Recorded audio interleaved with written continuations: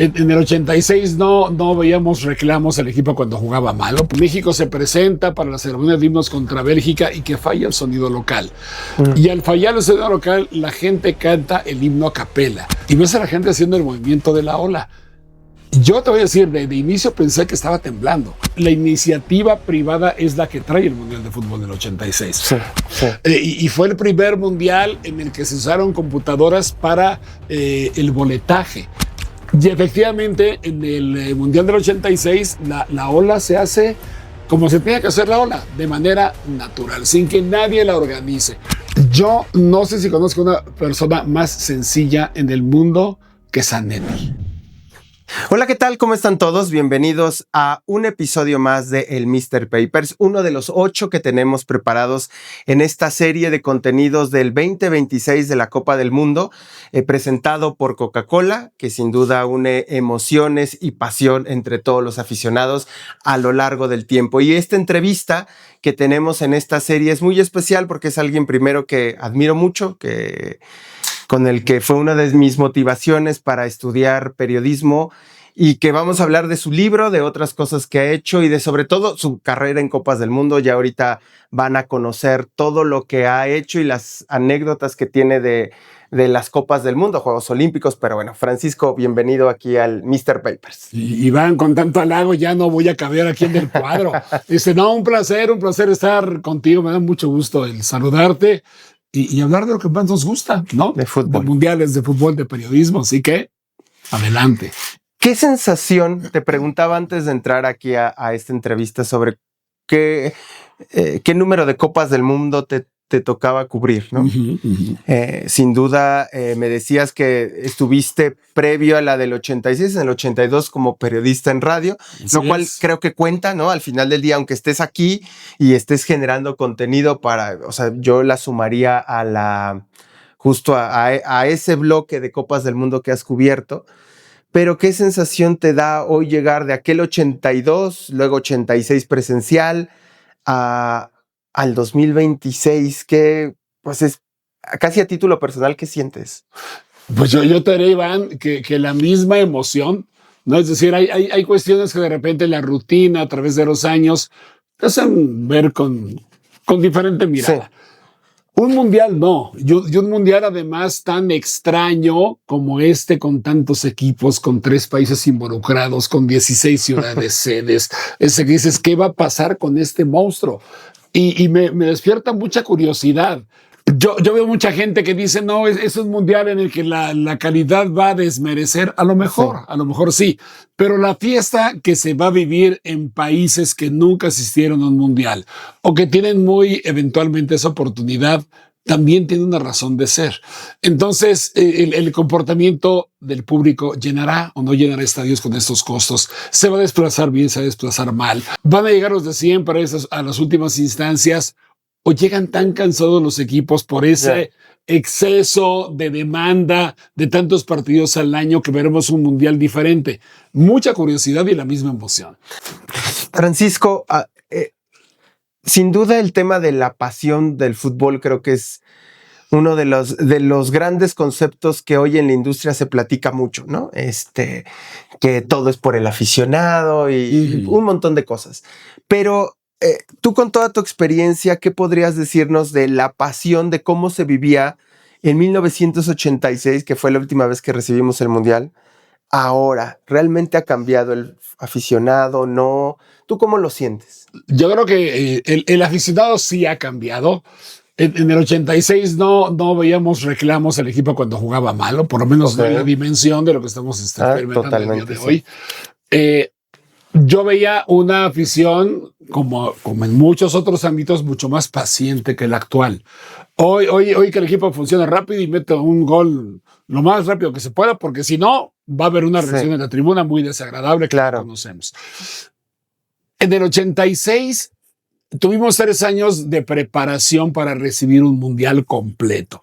Hoy, claro que al tener 13 partidos, la sensación es distinta. Sin embargo, en las ciudades donde se va a jugar la Copa del Mundo, sí me parece que debería haber más efervescencia. Hoy veo de repente ciertos exposiciones, eventos culturales relativos al fútbol, de repente la Copa FIFA que viene a México y entonces, pero el ambiente que envolvió el 86 era mucho mayor, era mucho mayor. Ahora, fíjate, ya aparte de eso, el equipo mexicano contribuyó mucho a que eso sucediera, porque era un buen equipo de fútbol, tenía elementos de mucha personalidad, hizo giras por todos lados, estuvo un año concentrado, y era un equipo que fue creciendo en la expectativa para llegar a ser una muy buena Copa del Mundo. Hoy el equipo tiene titubeos, tiene de repente ciertas dudas que creo que a la gente también la han enfriado un poquitín. Y la otra, pues, es que los precios están muy altos y eso también desalienta al aficionado. Yo me pregunto en el 86, a ver, en el Estadio Azteca no cabían más de los que cabían. Sí, 110,000, ¿no? En ese momento. Yo creo que ya se había bajado un poquito por la remodelación justo para el 86. En el 70 sí eran 110,000 o algo así.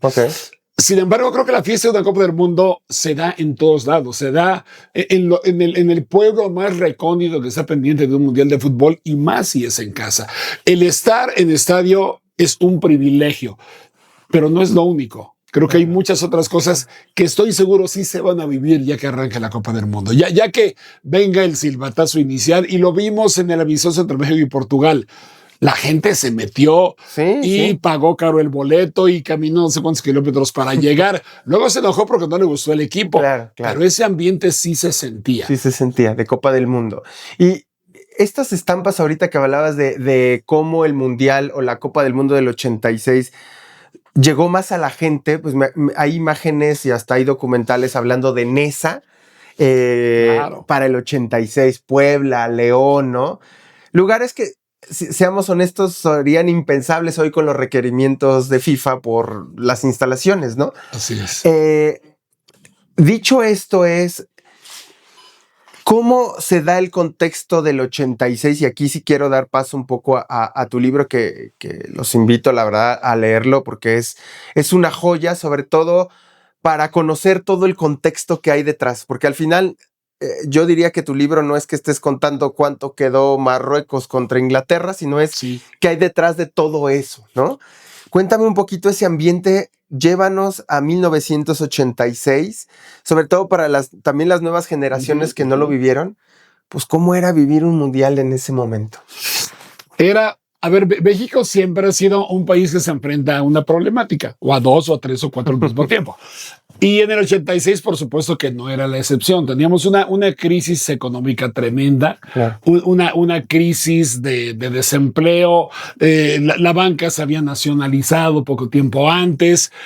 Teníamos un país con un gobierno de poca credibilidad que además dejó la impresión de que no reaccionó de manera adecuada al terremoto del 85, que sucede pocos meses antes de una Copa del Mundo. Inclusive en algún momento se ponen entredichos si México será capaz o no de organizarla. Y sí estaba en posibilidades, pero siempre hay algunos buitres que andan sobrevolando la zona para ver si toman alguna ganancia del río revuelto.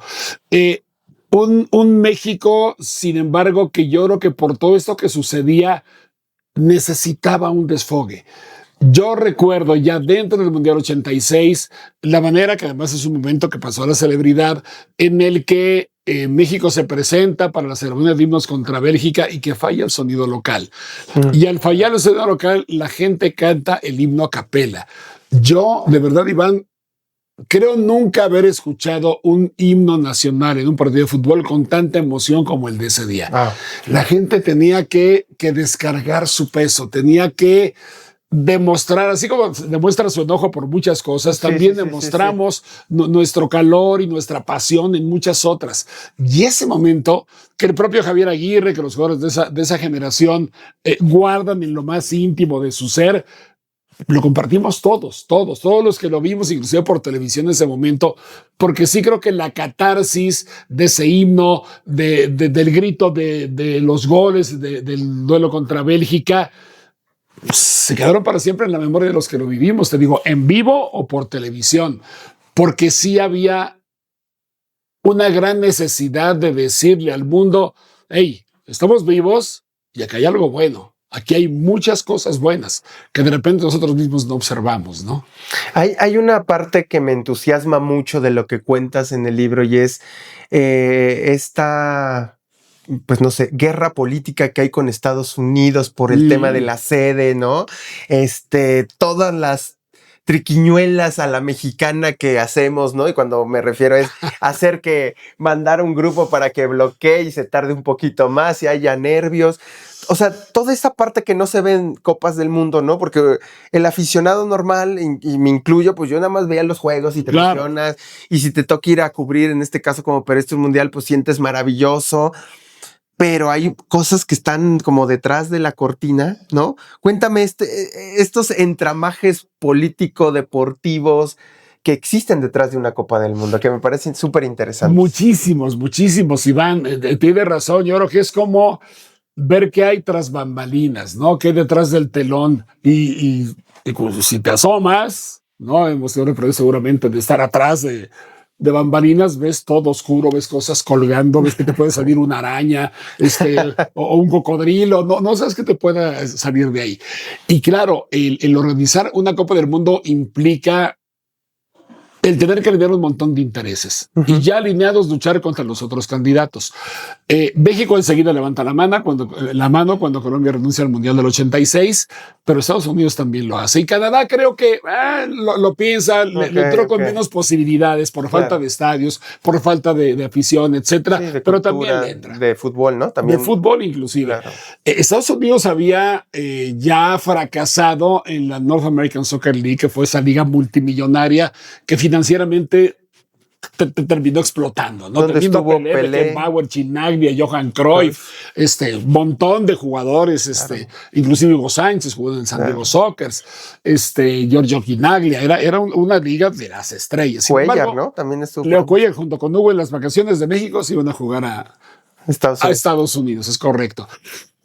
Y ocurre que Estados Unidos tenía un hombre muy poderoso, Henry Kissinger, al que le encantaba el fútbol. Y él convence al gobierno de Estados Unidos, traigamos esa Copa del Mundo a casa. Entonces, si hablas de triquiñuelas, porque sí las hubo, pero creo que hasta bastante inocentes, comparadas con el poder político de Estados Unidos. Claro, evidentemente. Porque aquí la triquiñuela era oye, dame tu voto, porque fíjate, te voy... Contra, si no me das tu voto, te dejo de dar petróleo. Es decir, sí. Las cosas entre gobiernos eran sumamente pesadas. Y efectivamente, México gana el Mundial, a mí me parece, por tres cosas. Una, por su habilidad y pericia directiva, aliada con que Joe Avalanche estaba enojado con Estados Unidos.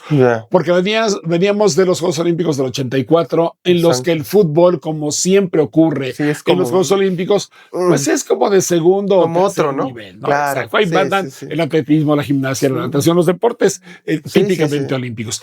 Y entonces ninguno se jugó en un estadio de soccer, ninguno sintió Joe Avalanche, tuvo la atención que merecía el fútbol, que también se quería subir, por supuesto, al carro olímpico grande. Entonces, como que a Joe Avalanche tampoco le gustaba mucho todo eso. Y hubo una tercera que también me parece definitiva, que es la iniciativa privada es la que trae el Mundial de Fútbol del 86. Sí. Porque el gobierno de Miguel de la Madrid se lo dijo perfectamente claro al señor Emilio Azcárraga Milmo. No hay dinero. No podemos invertir recursos en un Mundial de Fútbol. Y lo que dijo él es, yo me encargo. Yo lo hago.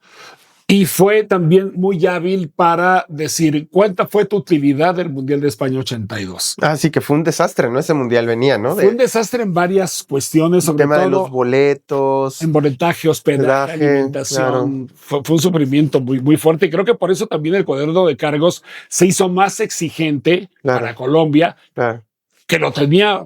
A Colombia la designan 12 años antes de su Mundial. Sí. Pero el cuaderno de cargos cambió porque el mundo había cambiado y el Mundial requería ser un evento de excelencia. Sí.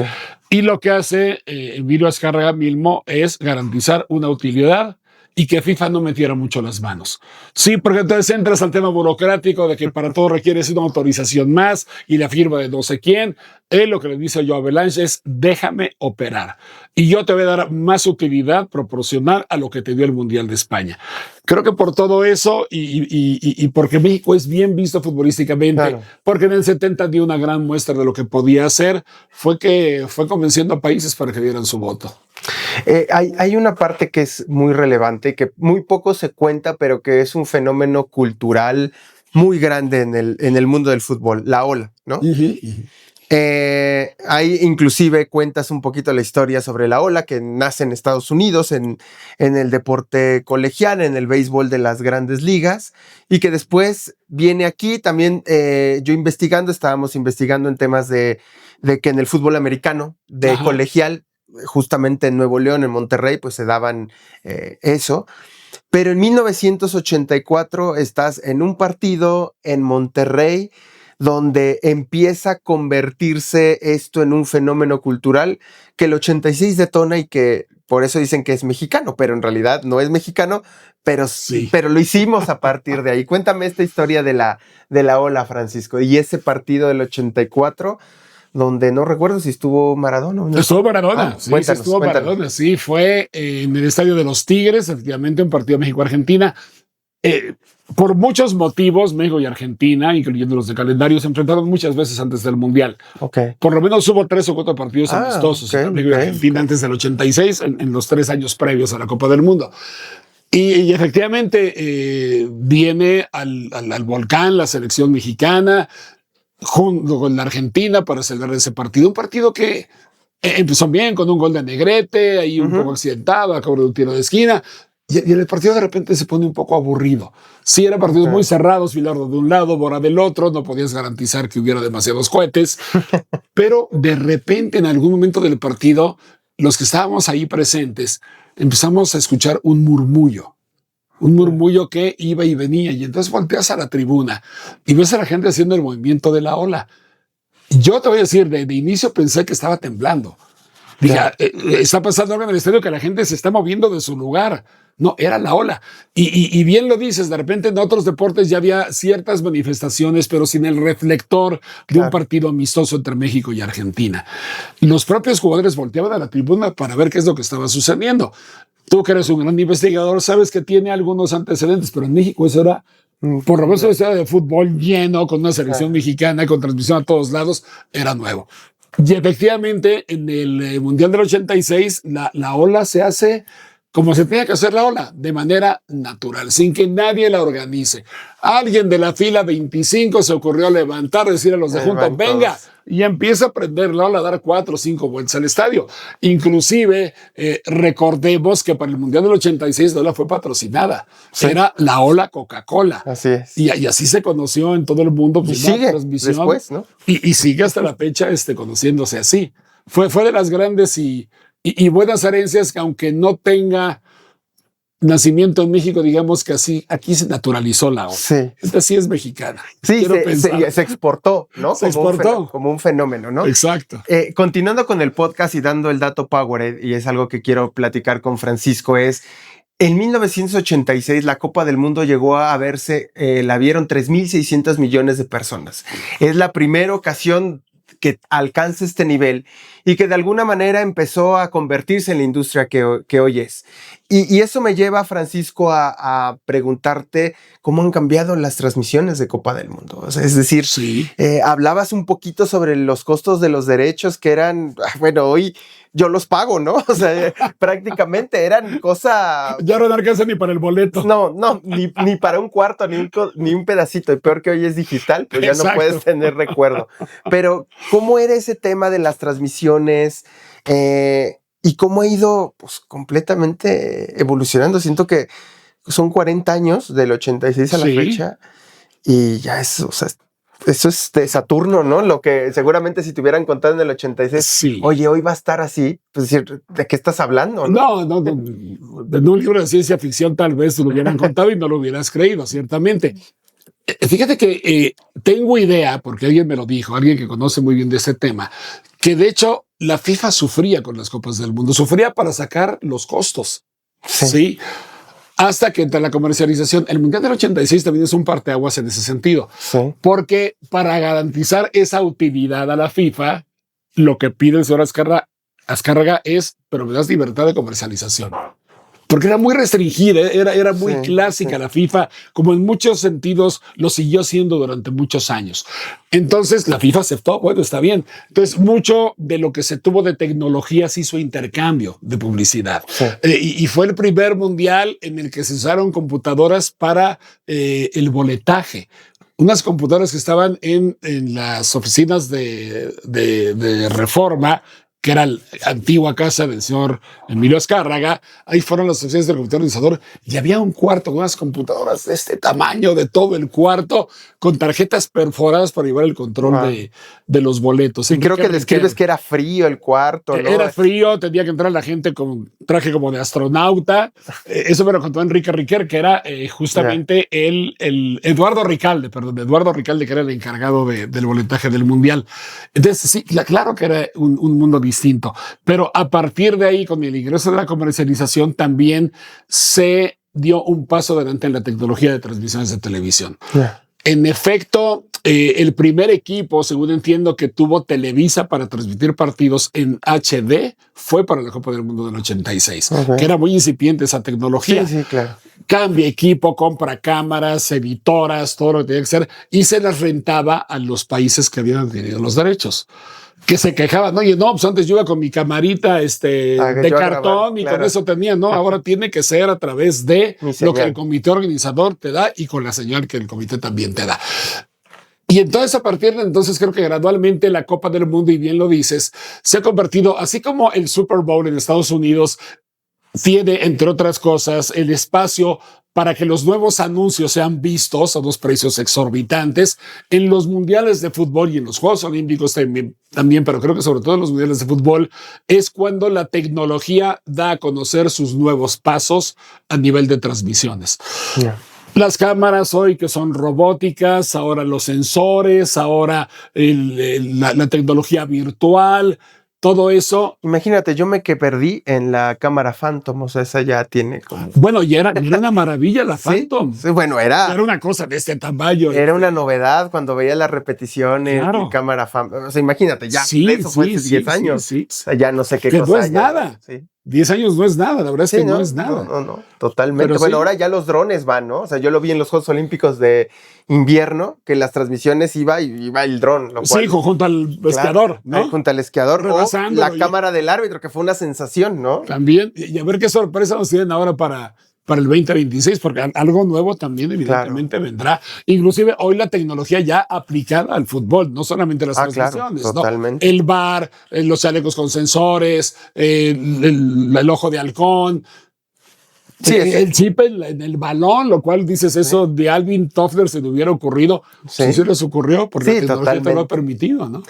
Francisco, hablabas un poquito sobre las anécdotas que te han pues marcado en alguna parte de la vida, ¿no? A veces una palmada, una sonrisa, ¿no? Me acuerdo y lo comparto en 2010, Zidane entra al baño cuando ya no había nadie, el día de la victoria de México contra Francia precisamente, iba como comentarista de Televisa y en el baño me encuentro y pues lo que nunca, yo soy una persona un poco tímida. Le digo 2 preguntas, me dice una, pum, la hice, ¿no? Pero de esas seguro tienes un montón. Compártenos como vivencias que chistosa, curiosa, a lo mejor no tan cómoda, no sé. Hay tantas. A ver, cuando un jugador es mundialista, habitualmente es inaccesible, hasta por cuestiones de seguridad y actualmente ya más. Los jefes de prensa son terribles y entiendes, es su chamba, ¿no? Sí. Entonces, los momentos son muy seleccionados y para que tengas un mano a mano con alguien, verdaderamente es un sufrimiento. Antes no. Yo con Maradona hice 3 o 4 mano a mano en el Mundial del 86, por ejemplo. Yo cubrí mucho la selección de Argentina, la de Bélgica. Bueno, les podías hablar por teléfono en su casa, recuerdo, ¿no? Bueno, no sé si a los seleccionados, pero... sí, al jugador de fútbol. Al jugador de fútbol le hablabas a su casa, ¿no? Totalmente. Éramos menos medios, era un país con menor inseguridad. Hay muchos factores que influyen también para eso, ¿no? Pero, ¿sabes qué? Yo, la sorpresa que me he llevado es cuando he compartido con ex grandes estrellas que van a los mundiales. Ok. Como comentaristas, etc. Ok. Yo no sé si conozco una persona más sencilla en el mundo que Zanetti. Ok. Zanetti es una delicia para conversar, para ir a comer con él. Y ves el monstruo que Claro. fue en el fútbol de Italia. Alguna vez con Roger Villa, por ejemplo, después de un partido, no recuerdo de qué mundial, saliendo ya muy tarde del estadio, en lo que terminas la transmisión y ves que todo es en orden, pues te vas y a veces ya se fueron todos los demás. Me acuerdo que él y yo íbamos platicando, caminando rumbo a la zona de autobuses de prensa para ver si había todavía alguno que nos llevara al hotel. O una genial, Risto Stoichkov, ¿no? Un jugador que te imponía en la cancha, fuera de la cancha, de enorme personalidad. Y nosotros lo pudimos contratar para ir al Mundial de Sudáfrica en 2010. Él había dirigido en Sudáfrica ya. Y fuimos a Barcelona, mi socio y yo, que era Juan Carlos Rodríguez, hablamos con él y como que dudaba, pero al final dijo, bueno, va. Jorge Berlanga nos lo acercó, el promotor y representante, ¿no? Todo muy bien. Y cuando llegamos a Sudáfrica resulta que nos ponen en un hotel que no era hotel. Era como una casa de huéspedes para estudiantes, algo rarísimo. Entonces yo llego a mi habitación y veo el baño, no, algo está mal. Bajo a la recepción. Digo, oiga, mi cuarto no tiene regadera. Ah, sí, algunos no tienen regadera. ¿Cómo le voy a hacer? Pues mire, dijo, ya llegó alguien más de la delegación, están aquí en su... Dice, sí, y me dan un número de cuarto. Era el de Stoico, que yo no lo había visto desde que lo contratamos en Barcelona. Toco, me abre Risto, pasa, qué gusto y tal. Dije, oye, no tengo regadera. Vayan de aquí. Hacíamos fila luego los demás para bañarnos en el cuarto de Stoico. Con una sencillez, el cuate. Sí. Que genial también para convivir. Y son unos monstruotes, ¿no? Claro. Entonces, el conocer que Carlo Ancelotti en el Mundial de Rusia igual fue compañero nuestro, maravilloso. Te das esas sorpresas y la conclusión es, sí son humanos. Sí lo eran, sí eran humanos. ¿No? Sí, porque al final del día son figuras que son bastante, pues ya lejanas, ¿no? Y entre más pasa el tiempo, claro, entre más pasa el tiempo se valora lo que hizo Stoichkov, ¿no? Y a veces, para bien o para mal o lamentable, pero es lo que es, a veces se acaban de retirar y dices, pues ya, bye. Sí. Y a los años lo recuerdas, ¿no? El otro día, viendo un partido de la selección de Rumania, ya nadie se acordaba de George Hagi, ¿no? Porque está su hijo, dices, wow, o sea, ¿cuánto tiempo ha pasado de ese Rumania? ¿Te acuerdas del 94 que eliminó a Argentina inclusive en fase de grupos? Pues no ha habido un Hagi, ¿no? Están pasando, imagínate, ¿no? ¿Cuánto es esa parte? Francisco, ¿cuál es un poco como la motivación personal que te dice y que hablabas en un principio en este episodio sobre la emoción es distinta, ¿no? Evoluciona, se modifica. ¿Qué le motiva a Francisco Javier González hoy que va a tener y va a estar presente en otra Copa del Mundo en tu país? En primer lugar, la curiosidad, ¿no? Que yo creo que esa es es un valor intrínseco para cualquiera que se dedique a esa actividad, como tú o como yo. Es la curiosidad, el saber, el conocer más, etcétera. El cómo se comportan otros países. Por supuesto, México. No, México siempre es el gran imán para saber hasta dónde llega, aunque vayas o no al partido de México, pues estás pendiente de ello y sabes que mucho de la atención que se genera en el país se va a fundamentar en cómo le vaya a la selección mexicana. Y sobre todo pues, es el acumular una Copa del Mundo más ya en un terreno que no es el de la trinchera. Ya no es el de ir a reportear a la conferencia de prensa y buscar la nota y llegar rápido al estudio para que luego no la pasen al aire, ¿no? Me pasó varias veces. Pero hoy me parece desde una visión de mucho mayor perspectiva, y de mucho mayor posibilidad de juicio más allá de lo que pasa en el terreno de juego, ¿no? La parte social, la parte política, la parte de las historias, esos países nuevos, exóticos, que yo imagino cómo van a voltear a ver las tribunas cuando salgan al estadio a jugar sus partidos. Claro. Entonces, eso y lo que el fútbol sigue logrando en un mundo tan destrozado y tan dividido.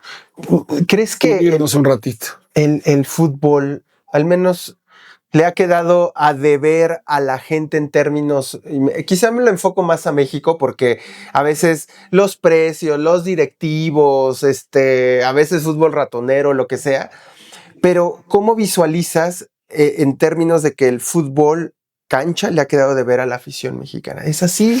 No. Es una pregunta muy complicada porque a muchos no les va a gustar lo que voy a decir.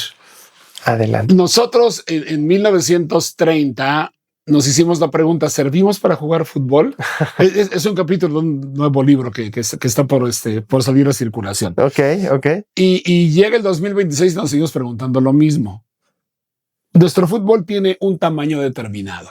Sí, por la posibilidad económica del país, por el trabajo de fuerzas básicas, por biotipos, por alimentar, por un montón de cosas, tenemos un tamaño y sabemos que con toda la esperanza del mundo que eso alimenta lo suficiente, nunca hemos pasado de ahí.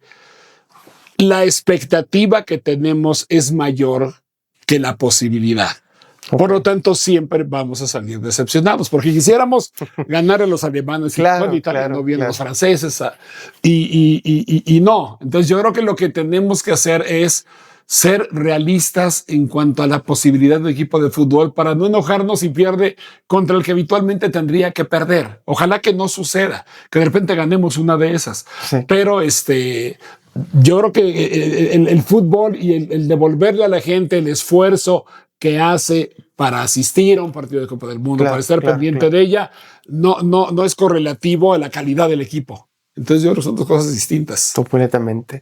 Francisco, Javier González, te agradezco mucho que nos hayas recibido aquí en tu casa y que nos hayas contando estas anécdotas que sin duda, sobre todo, como saben, en el Mr. Papers estamos para contar historias, pero también contamos datos y demás. Pero pues no hay nada como una muy buena charla. Muchísimas gracias, Francisco. No, gracias a ti, Iván, por la oportunidad y por lo que hacen en su trabajo diario, que sabes que soy un ferviente seguidor de todo lo que hacen. Gracias, Francisco. Porque lo hacen muy bien. Gracias. Mucho éxito. Muchas gracias. Y muchas gracias a ustedes. Este es uno de los 8 episodios del Mr. Papers presentado por Coca-Cola. Sintamos más. Hasta la próxima.